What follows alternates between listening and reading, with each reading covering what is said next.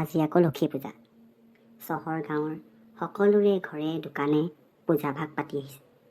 বিয়া হোৱাৰ মোৰ 18টা বছৰেই হ'ল, কিন্তু মই এই লক্ষী পূজা ভাগ প্ৰতি বছৰে পালন কৰি আহিছোঁ। কৃষ্ণ, আমাৰ গৃহে যে লক্ষীয়ে বসতি কৰে যে, কিন্তু ইমান দেৰি হ'ল মানুহজন এতিয়ালৈকে আহি পোৱা নাই যে। নাৰিকলৰ লাডু বনাবলৈ মাত্ৰ নাৰিকল এটা, মগুমাহ, বুটমাহ, কল, কুঁহিয়াৰ আৰু লগতে বুন্দিয়া ভুজিয়া কেইটামান আনিবলৈ কৈছিলোঁ। আৰু সেই কেইপদমান বস্তু আনোতেও জানো ইমান দেৰি লাগেনে? এই মানুহজনৰ পৰা সংসাৰ কৰি নোৱাৰি দেই। তুলি মই আহিলোঁ আৰু বজাৰৰ পৰা অনা বস্তুকেইটা মই ৰান্ধনি ঘৰতে একেবাৰে থৈ আহিছোঁ দেই। ঠিক আছে ঠিক আছে। আমাৰ মাজনী কলৈ গ'লো? তাইকো মোৰ কামত অলপ সহায় কৰিবলৈ ক'বগৈচোন।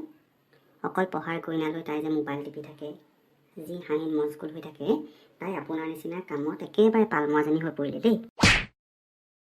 ঠিক আছে, মই তাইক কৈছোঁ কি ৰ'বা। মা মাতিছিলা বোলে মোক? দেউতাই মাতিছে বুলি ক'লে। মাজনী মাতিছিলোঁ। আজি লক্ষী পূজা ভাগ পাতিব লাগিব নহয়, তই মোক 2-এটা সহায় কৰি দিবিহি আকৌ। ঠিক আছে মা, কিয়নো সহায় নকৰিম, কৰিম আকৌ। তুমি কি কি কৰিব লাগে ক'বাচোন মোক। মা, লক্ষী পূজা অকল ঘৰতে পাতে নে বাহিৰতো পাতে? নহয় মাজনী, লক্ষী পূজা সকলো গৃহে দোকানে পোহাৰে সকলোতে পাতে।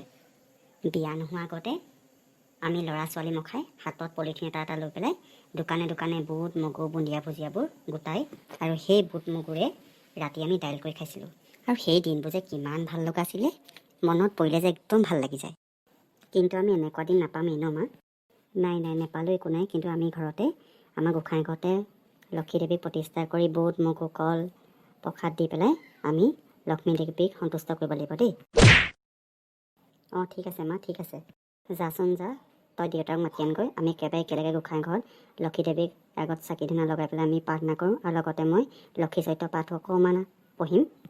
অপৰাধ বিনাশন তজু নামে নাৰায়ণ, জানি নামে পখী লোহৰণে, আন গতি নাহি কেৱৰণে, অপৰাধ ক্ষমা কৰি তুমি দয়াশীলা হৰি, মোক ৰক্ষা কৰি ওচৰণে, ৰাম মোক ৰক্ষা কৰি ওচৰণে। কৃষ্ণ কৃষ্ণ।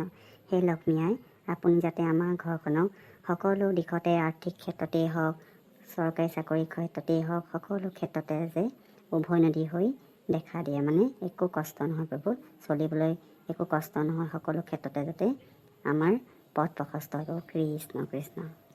মাজনী প্ৰসাদ খাই লচোন। ঠিক আছে মা, ঠিক আছে। প্ৰসাদ লওকচোন। ঠিক আছে দিয়া লৈছোঁ। কৃষ্ণ প্ৰভু, এইবাৰ লক্ষী পূজা ভাগ আৰু থুলমূলকৈ এনেদৰে পাতিব আৰু দেই।